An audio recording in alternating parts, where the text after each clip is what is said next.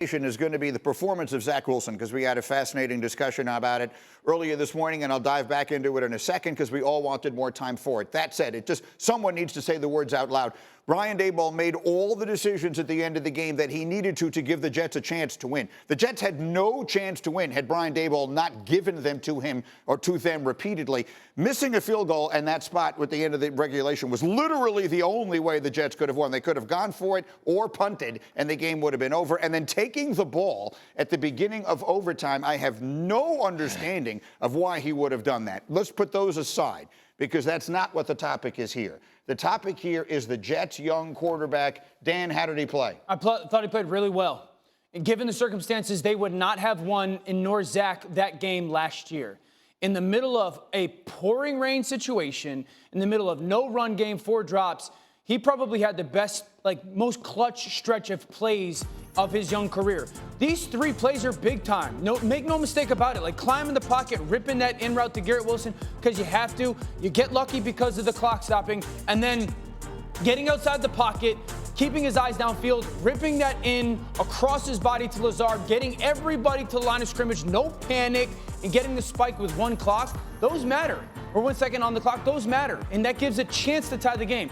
And then the 3rd down throw to Garrett Wilson was big time. He's going to get safety pressure off. I mean, he does not make this throw last year. He's getting sawed in half, gives Garrett Wilson the chance. I love the effort from Garrett Wilson. Everyone knows how I feel about that dude.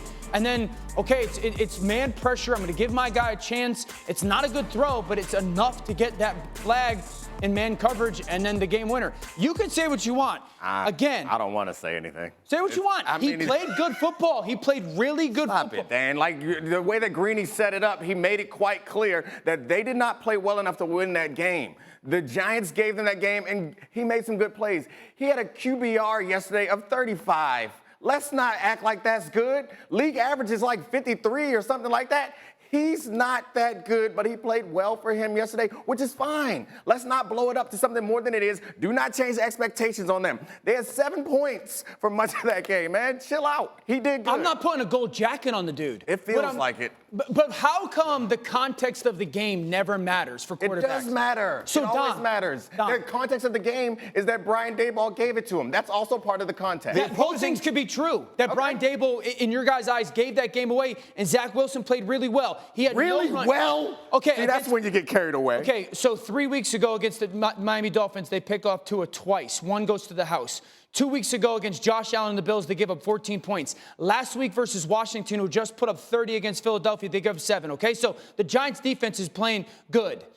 The offensive line for the Jets was decimated again. He's down to his 3rd center, okay? That's true, yeah. In the pouring rain with 4 drops and no run game, you can't watch that game and sit there and say, oh, my gosh, Zach Wilson was bad. You can't. There's no way that you know ball and say that. I didn't say he was bad. You said he was very good. We're not arguing if he was bad or not. He was fine. I think he was good for him. You saying that he was just very good is just the stretch that Let me dive in. Let me dive in the middle, because we're arguing over the use of the word very at this point, which is fine. I understand what you're saying. The Giants, did I mention, had -9 passing yards in this game, and it went to overtime. Rex, are they good enough? Is this Jets team a playoff team? We talked about the top of the AFC. No one's putting them there right now. But 7 teams get into the playoffs. Are the Jets going to be one of them? Absolutely. And I've said it from jump. Don't give up on it. Defense still wins in this league. And when you can play defense, you talk about, lights out defense, that's what the Jets play. And they can do it against anybody. Now, especially against a 3rd-string quarterback. Yeah. Where you run the Giants, 24, your last plays are 24 runs. But they absolutely can do it. And here's the thing.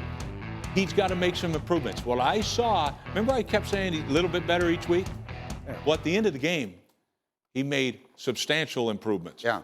And so that's where I give him credit. I don't think he had a great game, obviously, but I think, the 2 sacks bother me that he took late in the game. Mm-hmm. But I see growth in him. I also saw growth in him at the podium. Yes. When he gave he can't help himself, but he gave his teammates credit. And then, of course, me. And me, too. It was just, and me, too. I'm one of the boys. Like, I get it. But he's thrown one pick in his last He's a lot like me that way.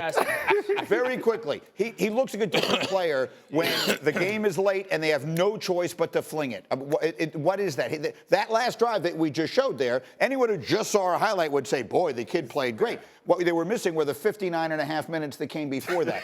So what is it about that situation that he just gets it done? It feels to me like when they have no choice but to let him do it, he can do it. Well, I think because sometimes you get into a moment you have no other choice but to fight, kind of be very aggressive with the football. Right. And if you throw a pick there at the end of the game, it's what we were going to lose anyway mindset. So, right. And the athleticism showed up a little bit. I'm not putting a gold jacket on the kid. He can throw. Right. Yeah, but 4 drops do impact that game. Like if those 4 drops happen, then the game isn't the situation that we saw play out. All I know is this. When the injury happened, everyone was freaking out because Zach Wilson would throw crazy interceptions. He has 1 in his last 170 attempts. We have to give the young man credit for becoming something that no one thought he could be. Yeah, they're playing so conservatively, and that's the question I'm asking. That's all I want you to say is qualified for him. I don't think for him. I have to be honest with you. I think they have to open it up a little bit. They're playing Justin Herbert this week. Yeah, they're playing. Right. I mean, I don't think you can count on winning these games with last-second miracle field goals. I think you have to live with the occasional turnover and let him throw the ball down the field a little bit. Well, I'm going to say this. Did this guy beat the Philadelphia Eagles? Yes, he did. He's part of it, right? Yeah, he did. Did they beat the Bills? Yeah. He did. Back when Week they had 1. all those defensive studs and all that. Yeah. This guy can get it done with this defense. Yeah. Paired up with this defense. So to me, I think it's smart playing conservatively because let's protect the quarterback. Let's run the football, and when you can't do it, this guy can It's a still great play by improvise. Brees Hall. It is a great play by great Brees throw, Hall. Zach. Here's what I would say, Rex. I don't know. One touchdown. Like it's not play conservatively; it's play to your strengths. I think it's playing to your strength and playing smart. Yeah. Barely yesterday. Let's roll here, guys. Quickly. Vikings.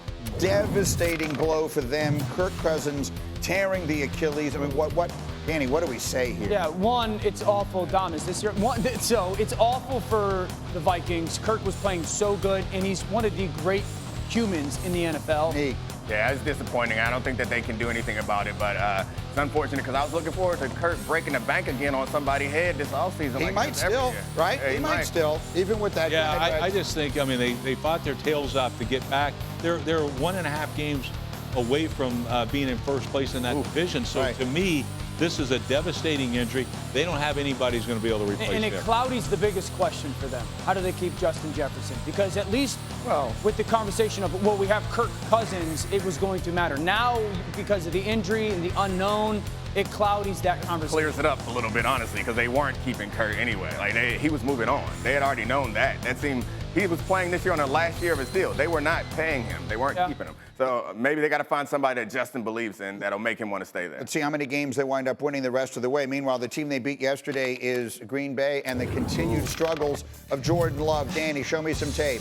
Greeny, I get frustrated every single week more and more watching this tape. Now, that throw I actually think is a really good throw. It's just a great interception. I think it goes to the right place. The mechanics have fallen apart. So too often this play gets called in 2nd and 5. Double stick, we call this, okay? Where it's inside guys, out routes, outside guys, out routes. Now you get pressure and it's covered too. So that corner's gonna play the flat and it's gonna be a whole shot conversion. But look at Jordan Love's feet. Can we play that again for me, guys, real quick? The feet hopping.